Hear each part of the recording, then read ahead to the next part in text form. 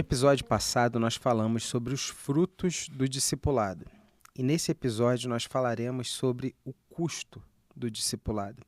Uma vez que nós estamos debaixo do senhorio de Cristo, nós não fazemos a nossa vontade, mas nós submetemos a nossa vontade à vontade do Senhor. Nós temos um Senhor a quem nós devemos seguir. E como que isso se expressa na dinâmica de discipulado? Como que vocês enxergam essa questão? Esse é um tema extremamente relevante e central quando a gente pensa em discipulado. Veja só que o próprio Dietrich Bonhoeffer, quando escreveu o livro Discipulado, ele trabalhou muito algo que hoje a gente está precisando trabalhar. A visão de uma graça barata, né? E ao mesmo tempo aquilo que ele definiu como uma graça cara. Mas se é graça, não é de graça, não é pela graça. E ele trabalha a seguinte questão, que a graça barata é a graça sem discipulado, é a graça sem cruz. E a graça cara, que é a graça bíblica, focada no Evangelho, ela se revela como a bênção de Deus de nos alcançar sem termos mérito nenhum, mas nos trazermos para essa nova vida e para essa caminhada com Jesus. E aqueles que Jesus chama pela graça, salva pela graça, são as mesmas pessoas que ele fala coisas bem comprometedoras. Por exemplo, se alguém não amar mais a mim do que pai, mãe, irmãos, irmãs, mulher, não é digno de ser chamado o quê? Meu discípulo. Jesus também diz, depois que Pedro, inclusive, diz, tem misericórdia de ti, Senhor, recebe aquela repreensão dura de Jesus, Jesus então diz para Pedro e os demais discípulos, não é? Se alguém quer vir após mim, negue-se a si mesmo, tome a sua cruz e siga-me. Ou seja, ele disse, eu vou para Jerusalém, eu vou morrer, mas eu vou ressuscitar ao terceiro dia. Só que ele diz assim, mas vocês também têm uma cruz para carregar. Então, andar com Jesus é se submeter ao senhorio dele. O apóstolo Paulo fala, inclusive, da gente levar as marcas e sermos coparticipantes dos sofrimentos de Cristo. O problema é que parece que está muito em voga a graça barata, que Bonhoeffer se referiu. A graça que não compromete, a graça que dá a ideia de que eu posso viver do jeito que eu quero. Veja então como autocompromisso é algo importante de ser revisitado como um princípio central da vida cristã e em específico do discipulado. É interessante a gente perceber que muita gente hoje quer viver um cristianismo customizado, Sim. né? A pessoa está disposta ela está decidida a viver um estilo de vida e ela quer adaptar o cristianismo ao seu estilo de vida.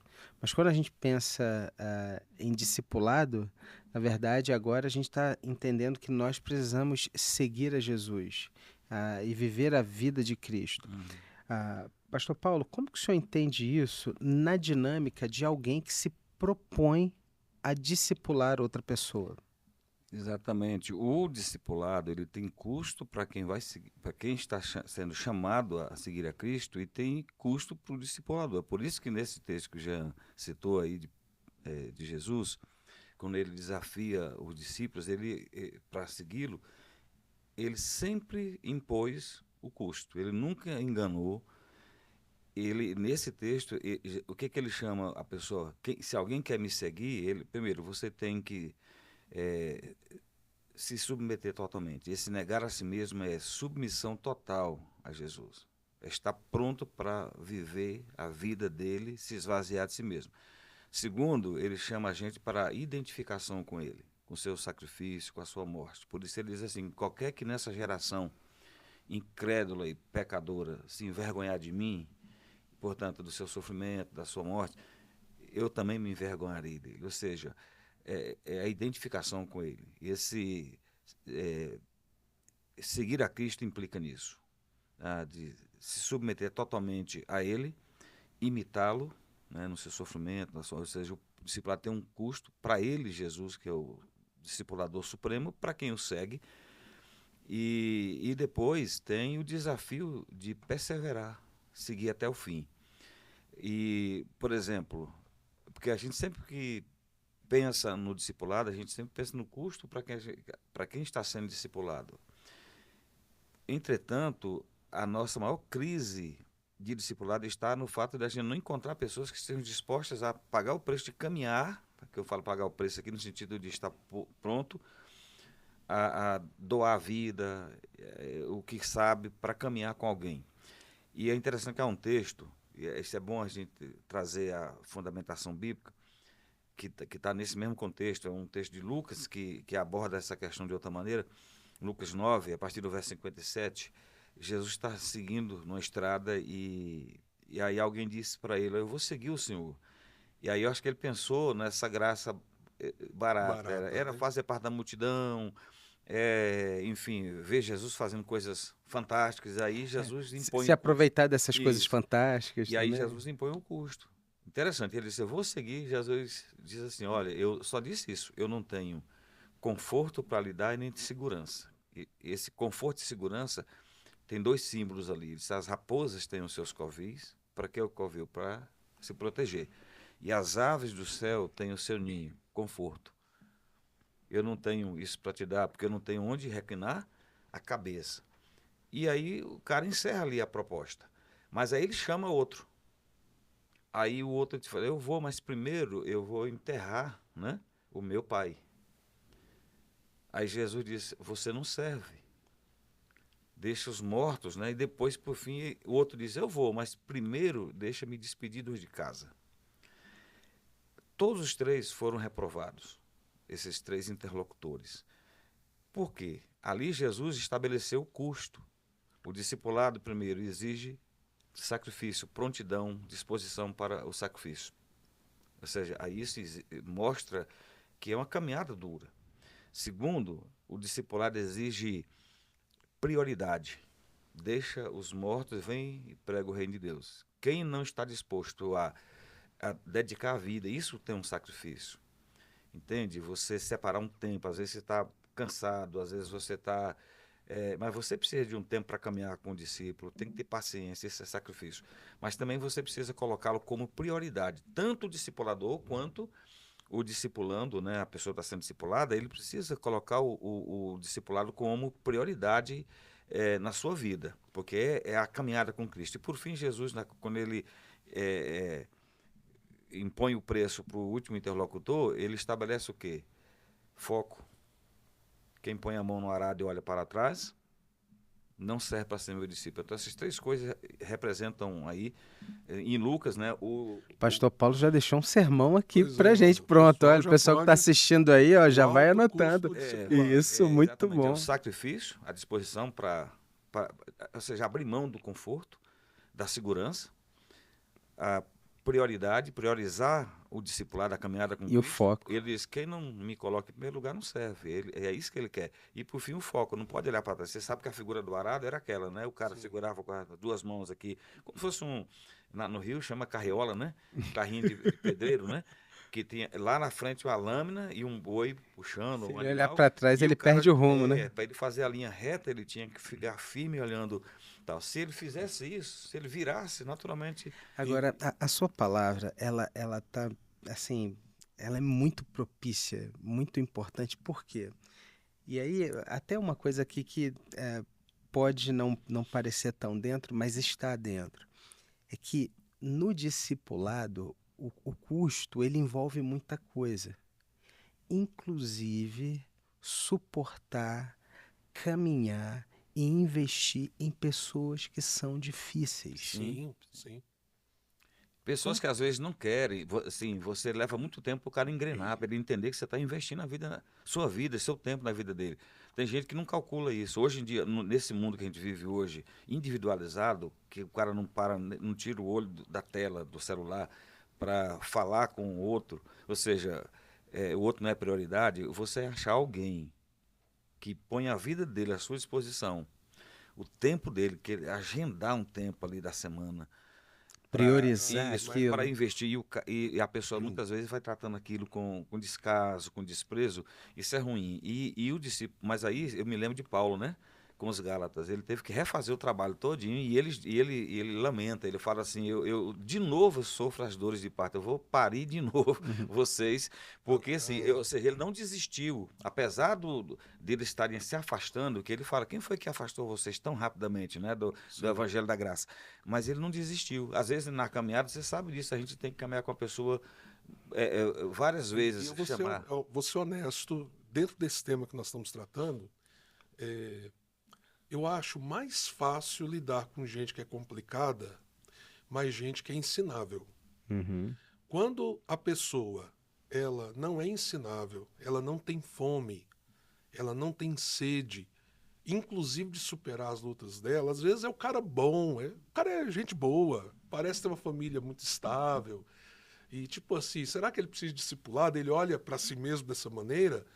É muito mais complexo. Por quê? Porque o discipulado agrega várias disciplinas espirituais. Várias disciplinas espirituais. Que vão moldar essa vida do discípulo. Agrega vida de oração, agrega vida na palavra de Deus. Então, o bom discipulador acompanha a vida devocional dos discípulos. Agrega debruçar sobre a palavra, por isso que é importante um bom currículo. Como nós temos dito, o currículo não é o discipulado, é uma ferramenta do discipulado. Agora veja, alguém tem problemas, tem lutas, é uma pessoa complicada, mas ela está ávida. E ela fala, eu vou pagar esse preço. Eu quero ter uma vida de oração. Eu quero que Jesus transforme, né, as minhas mazelas. Esse cara, a gente tem que discipular mesmo. Vai ser difícil, vai ser duro. Aí vem o preço para o discipulador. Porque está vindo lá, como alguém já disse, né, uma ovelha cheia de carrapicho. Agora, é indiscipulável o indivíduo que é autossuficiente. Esse cara, não gasta tempo com ele, não. Né? Chama ao arrependimento. Se não se arrepender, não dá para caminhar. Eu tive uma experiência recente ajudando um pastor que tinha um grupo de discipulado. Ele falou assim, meu grupo, eu estou com muita dificuldade, os caras não estão motivados. E basicamente por quê? Porque não havia disciplina da parte daqueles irmãos que ele selecionou. Eles não tinham vida devocional, eles não se preparavam para o encontro.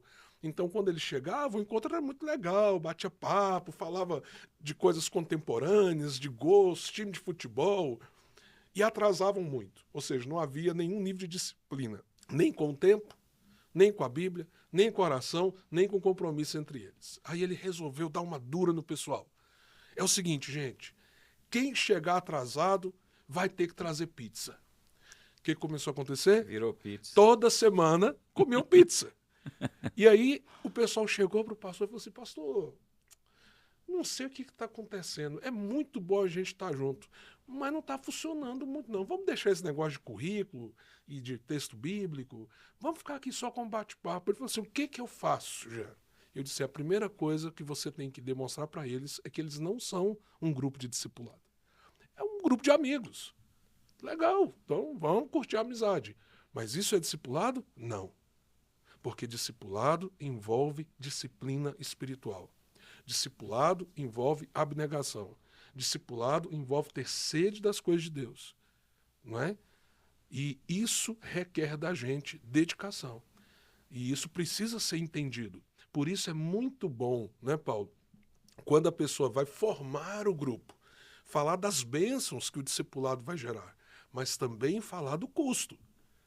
Não é? Como Paulo disse, Jesus não enganou ninguém. Então o cara tem que entrar ninguém. Sabendo, o cara tem que entrar no grupo, ou na caminhada com você, porque eu atualmente estou discipulando individualmente também, né? 2 homens, por causa de nível, né, na caminhada. Isso no discipulado vida, né?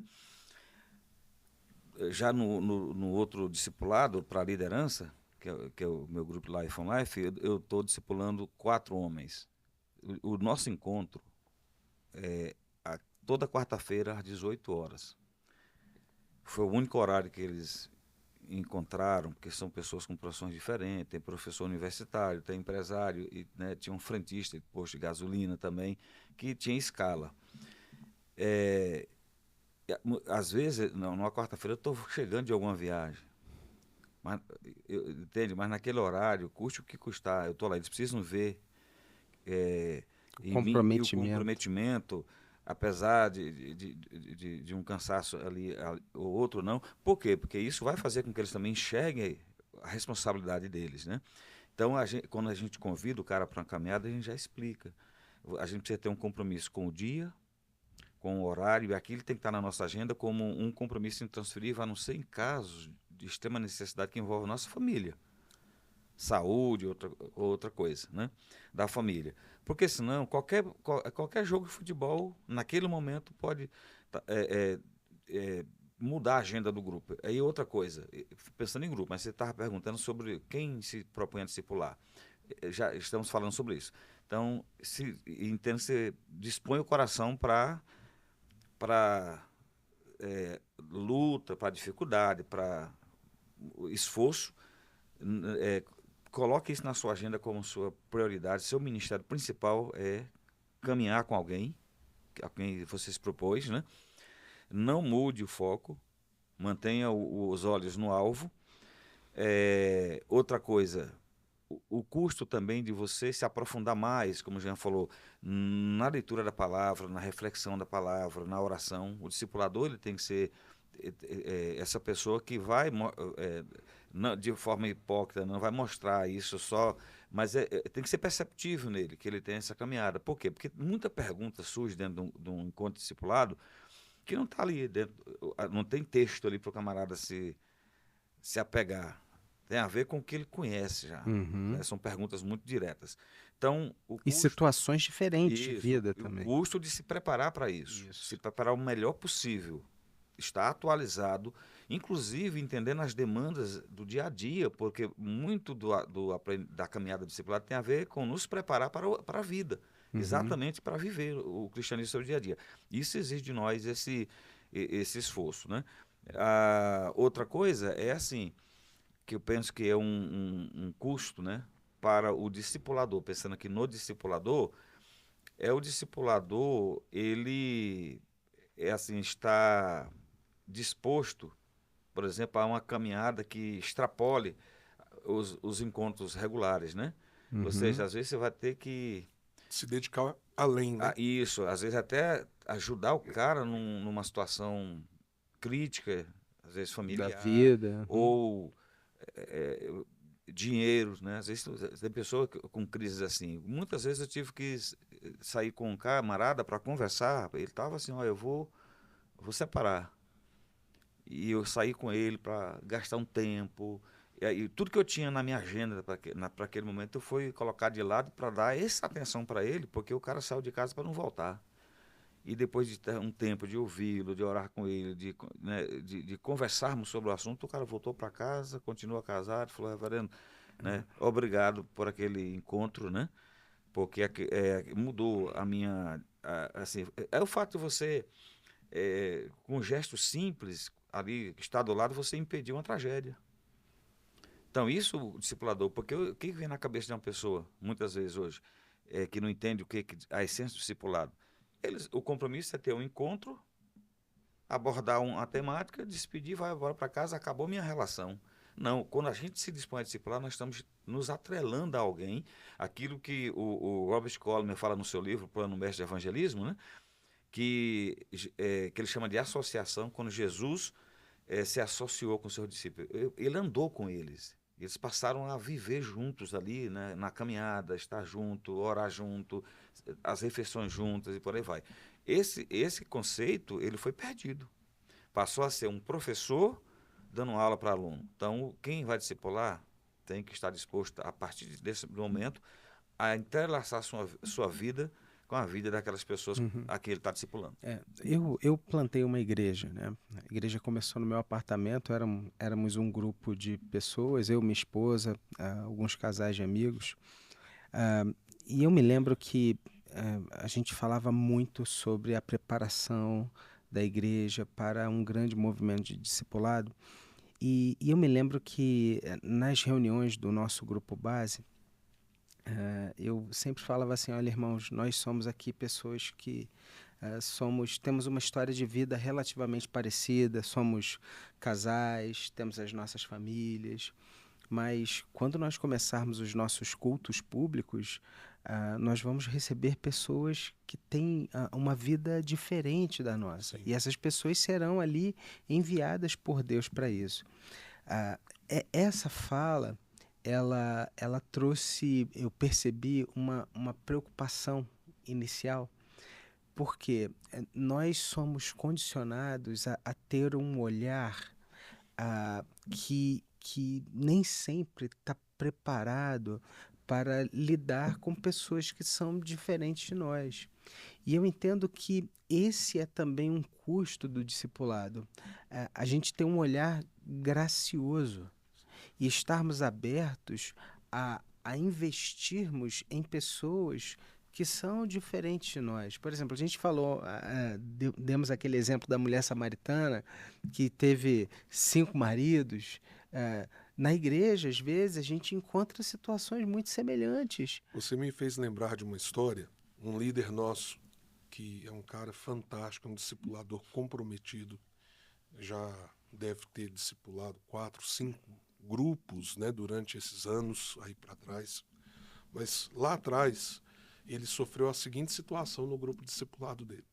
Havia uma pessoa muito nova na fé, muito cheio de questões básicas, muito ensinável, e um cara complicado. Era um cara complicado.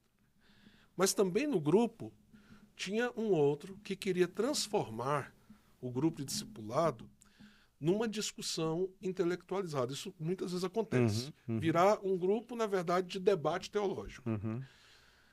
E esse cara queria que fosse um debate teológico e tal. E a predestinação? E aí? Ele começou a se frustrar com o fato de que tinha alguém novo na fé, que trazia suas lutas, seus problemas. E ele chegou nesse discipulador e falou assim: você vai ter que escolher ou ele ou eu no grupo. Porque eu não fico com esse cara. Porque é complicado, né? Eu sou muito crente, eu sou um cara, já conheço Bíblia. E aí você me põe do lado de um cara que é assim. E o discipulador veio, por quê? Porque a essa altura ele estava assim, amando os dois, querendo investir na vida dos dois. E de repente ele estava nesse dilema. E falou assim: pastor, o que eu faço? Aí eu falei para ele: você vai chegar para esse irmão que está, entre aspas, frustrado e que está dizendo ou eu ou ele, e você vai dizer assim: você percebeu o que Deus está te desafiando através da vida daquele irmão? Ou você acha que Deus não está desafiando você em nada? E aí, se ele responder e ele permanecer com a postura dele, você vai dizer: sai você. Você não fica. Olha só como essa história terminou.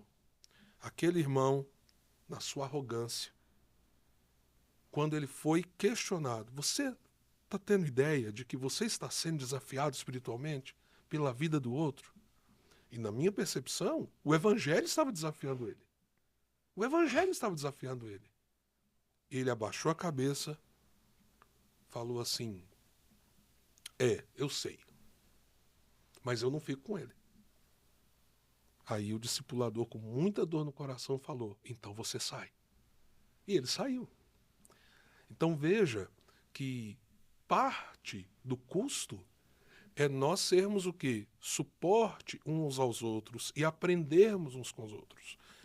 Paulo citou como Jesus desafiou aquelas pessoas.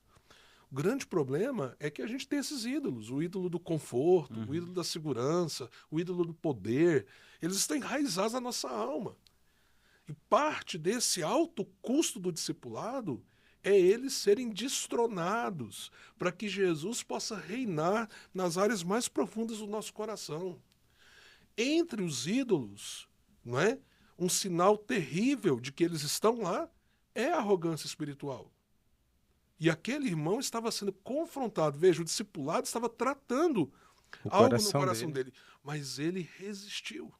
Ele resistiu. Ele olhou para trás e deixou arado. Então, é algo muito importante a gente perceber esse movimento da graça de Deus. Por isso que eu estou dizendo que, às vezes, é melhor lidar com alguém aparentemente complicado, mas ele é ávido e ensinável. É o exemplo, é o exemplo de Pedro. Tinha um Sim. cara mais complicado do que Pedro. Uhum. Eu fiquei pensando assim, Pedro, na noite que Jesus foi preso, depois de 40 dias, 40 e poucos dias depois, Jesus colocaria na mão deles a responsabilidade de alcançar o mundo. O cara estava dando trabalho. Mas é interessante essa abordagem, porque é o seguinte, não é curioso que Jesus não escolheu nenhum mestre da lei, nem escriba, nem fariseu, nem saduceu, para botar no seu time? Ele pegou só gente problemática. Publicano. Ele pegou gente sem cultura nenhuma, porque quando você vê Atos 4:13, tem uma tradução portuguesa que diz assim, sabendo que eram idiotas, tem uma tradução Uhum, em uhum. português chamada assim, e em outras palavras, gente que não tinha... Português de Portugal. É Isso. uma, é uma tradução chamada tradução portuguesa. O termo é idiota.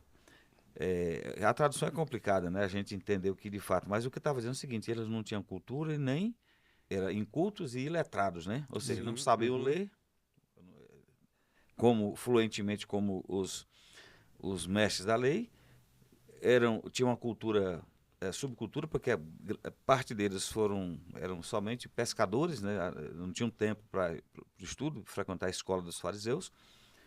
Depois ele pega um cobrador de imposto, que era um cara mais elitizado, pega Judas, que também era um cara que não era, assim, era um padrão um pouco melhor em termos de sociocultural. Mas ele mesclou. O que chama a atenção é que ele não convidou os que já eram cheios de si. Você percebe que ao longo do ministério de Jesus, qual era o papel dos fariseus? Era colocar pegadinha para Jesus, né? Era discussão teológica. A história do grande banquete mostra isso, Pois né? é. Então, esses caras não estavam preparados para se esvaziar-se para seguir Jesus. Né? Ele fala assim mesmo, se nega, esvazie-se para receber tudo que o mestre tem para ensinar. Então ele buscou gente que não tinha nada. Entendeu? Aí você pode pensar assim, é difícil, né, discipular uma pessoa que às vezes não sabe nem ler, mas a pessoa está vazia, ela está pronta para receber todo o conhecimento de Deus, mas quando a pessoa é arrogante espiritualmente, essa pessoa, num grupo, tudo que vai tratar, ele já fez, ele já sabia, ele já... Entendeu? Então não tem espaço para algo novo da parte de Deus. Então isso é um desafio, você lidar com essas pessoas que, vez ou outra, você precisa colocar um espinho na bola dele, né?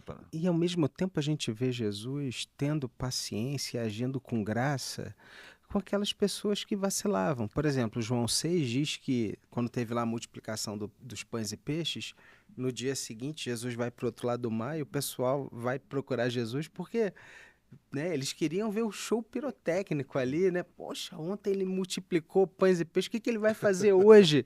E quando eles chegam lá do outro lado do mar, a pergunta é, mestre, quando você chegou aqui? Ou seja, a pergunta, né, o que a gente perdeu? Que hora você chegou? Você já fez alguma coisa? E aí Jesus olha com muito amor, com graça, e ele diz, trabalhem não pela comida que perece, mas por aquela que o Pai vos dará. E aí ele fala, eu sou o pão vivo que desceu do céu. Ou seja, Jesus dá ali uma lição para aquelas pessoas difíceis que tinham uma intenção no coração. Ele é gracioso, ele não rejeita, não fala, vocês vão para o inferno. Não, ele fala, olha, trabalhem por isso. E é interessante que todos nós nos dedicamos àquilo que nós damos um grau de importância, não é verdade? Exemplo, nossa, eu preciso estudar, eu preciso me preparar, eu preciso me qualificar. Então você gasta tempo, você estuda em casa, você vai para o curso, você paga e assim por diante. E você colhe o fruto dessa caminhada. Se você vai fazer uma viagem que você sonhou, né? E aí o voo é 3 da manhã, você levanta, né? 1 da manhã, né? Vai no horário, se empenha, faz a viagem, passa a noite acordado para chegar no destino que você quer. Se você precisa de atividade física, e todos nós precisamos, né? E você fala assim, eu preciso ser mais disciplinado. Nessa disciplina, nesse esforço, você vai colher frutos. O que acontece com o discipulado? O discipulado envolve, como eu disse, várias disciplinas espirituais. Então, o exercício dessas disciplinas trará grandes benefícios para a alma, para o coração, para a vida. Qual que é a diferença no caso do discipulado? É que ele abrange todas as coisas, porque aí ele vai me moldar como estudante, ele vai me moldar como profissional, ele vai me moldar como pai ou como filho, marido, né, esposa, servo na igreja do Senhor Jesus, instrumento de Deus para a expansão do reino. Mas tudo isso faz parte desse processo de crescimento intencional em que eu estou dizendo, ó, isso é importante e eu vou me dedicar. Então esse aspecto do custo é algo necessário, mas que traz os seus benefícios à medida que a gente leva isso com seriedade. Muito legal. Nós estamos aqui terminando, então, esse episódio onde nós falamos sobre o custo do discipulado. E a gente quer aproveitar e trazer uma palavra a você que nos assiste aqui também, que a Igreja Presbiteriana do Brasil está lançando uma grande campanha de discipulado chamada de Discipulado Vida. Através da APECOM, nós estamos lançando um site, vida.ipb.org.br, onde você poderá acessar e ver como que você pode se envolver e participar dessa campanha de discipulado. Eu queria abrir um espaço pequeno aqui para que a gente pudesse falar um pouquinho sobre essa campanha, sobre como que as pessoas podem participar. Pastor Paulo, esse discipulado vida é algo de grande valia e muito importante para as pessoas, né? Sim, porque ele trabalha a fundamentação da fé, é um discipulado que está sendo preparado para fazer parte do processo de levar pessoas da descrença para a crença, para preparação à profissão de fé e batismo, né? São 20 lições distribuídas, né, em 4 módulos com temáticas diferentes, né, mas dentro, numa crescente, né, apontando para o compromisso do cristão com a igreja local, com o reino de Deus. Cada módulo com 5 lições. Dentro de cada módulo, a gente tem um caderno devocional justamente para cumprir essa disciplina, né? Ou seja, diariamente o camarada vai ter ali um texto e algumas perguntas simples, porque é para uma pessoa nova na fé, então são perguntas dirigidas ao texto, né? Para entender o texto, também para aplicar o texto na vida pessoal. Mas é um discipulado também que vai ser muito útil para discipular, por exemplo, adolescentes que vão professar a fé.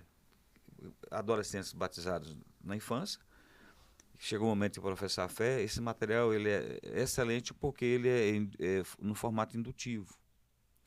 E ele tem, por exemplo, além da verdade, né, que é o que a Bíblia trata sobre aquele tema, ele tem uma seção chamada intencionalidade, que é o que eu vou fazer com aquilo que eu aprendi, Prática, né? a prática.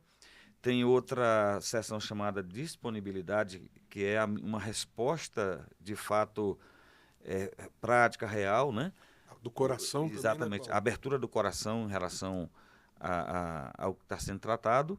E temos uma outra seção que é muito importante, que nós chamamos de missão, né? Que na verdade é o avanço, né? Lá na lição é a seção avanço, que é um chamado... Que forma o acróstico vida, né? Isso. Verdade, intencionalidade, disponibilidade e avanço. Isso, que aí ali já é não somente um desafio, como uma preparação passo a passo ao longo dessa caminhada de 20 semanas para aquela pessoa nova na fé já ir se conectando com outras pessoas não crentes ainda, que ele quer alcançar, que ele começa orando por essas pessoas, começa se aproximando dessas pessoas, e a gente vai dando para ele, a cada semana, né, um passo novo em direção de alcançar alguém. Ou seja, alguém que está sendo discipulado já está caminhando na direção de outra pessoa para alcançar essa pessoa.